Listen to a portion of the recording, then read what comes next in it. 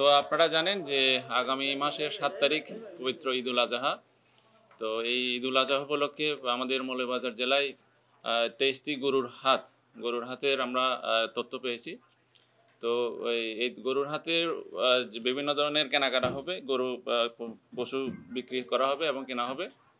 তো সেটাকে লক্ষ্য করে একটা চক্র, জাল জাল টাকা পাচার চক্র, তারা হচ্ছে যে বিভিন্ন জায়গা থেকে এই জাল টাকা নোট সংগ্রহ করে আমাদের মৌলভীবাজার জেলায় সরিয়ে দেওয়ার জন্য তারা চেষ্টা করতেছিল। এটা আমাদের গোয়েন্দা তথ্য ছিল এবং একই সাথে মৌলভীবাজার জেলায় পূর্বে যারা এই ধরনের কর্মকাণ্ডের সাথে জড়িত ছিল আমরা তাদেরকে ট্রেস করতেছিলাম। তো এই গতকালকেই গোপন তথ্যের ভিত্তিতে আমাদের জেলা পুলিশ অফিসারের নির্দেশে ওসিডিবি ইন্সপেক্টর মাহবুব তার নেতৃত্বে একটা টিম শ্রীমঙ্গল থানার ভুনবীর ইউনিয়নের রুস্তমপুর থেকে আমরা একজনকে আটক করতে সক্ষম হই। তার নাম হচ্ছে যোগেন্দ্র মল্লিক এবং তার কাছ থেকে আমরা ২,৭৭,২০০ টাকা বাংলাদেশি টাকা হচ্ছে জাল নোট এবং ৩,৯০০ রুপি ইন্ডিয়ান রুপি আমরা তার কাছ থেকে উদ্ধার করি।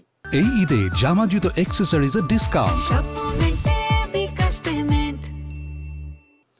তো মূলত আপনাদের আজকের এই প্রেস ব্রিফিংয়ের উদ্দেশ্য হচ্ছে, যেহেতু গরুর হাট বসবে এবং এই ধরনের ঈদুল আজহা উপলক্ষে প্রত্যেক বছরই কিন্তু আমরা জাল টাকা সরাসরি দেখি। তো আমাদের এসপি স্যার আগে থেকে নির্দেশ দিয়েছেন যে আমরা যাতে এইবারের কোরবানির ঈদে যাতে কোনো প্রকারের জাল নোটের সরাসরি না হয়, কোনো প্রকারের জাল নোট যাতে সরাতে না পারে, সেজন্য আমরা যাতে কাজ করি। তো সেজন্য আমরা আগেও যেটা বললাম যে বিভিন্ন সময়ে যারা এই ধরনের কর্মকাণ্ডের সাথে জড়িত ছিল আমরা তাদেরকে ট্রেস করতেছিলাম। এই প্রেক্ষিতে গতকালকে আমরা অভিযান পরিচালনা করে একজনকে আমরা অ্যারেস্ট করতে সক্ষম হই।